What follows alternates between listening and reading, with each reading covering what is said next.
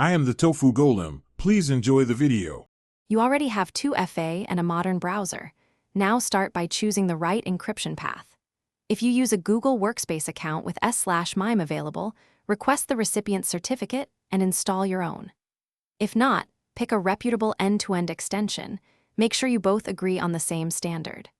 Once chosen, import the recipient's public key into your keyring or ensure they appear as verified in Gmail's s/MIME settings. Start composing a new message only after keys are in place.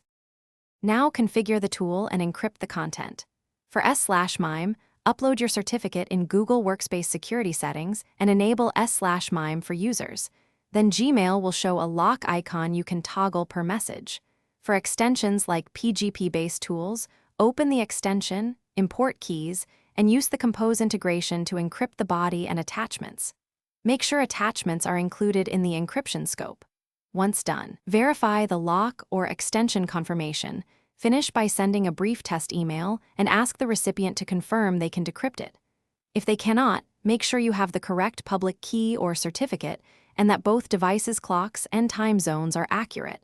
Certificate validity depends on correct time.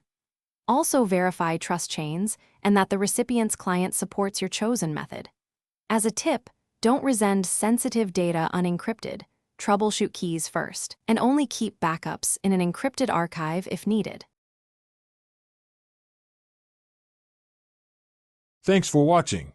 Consider subscribing if we helped you today.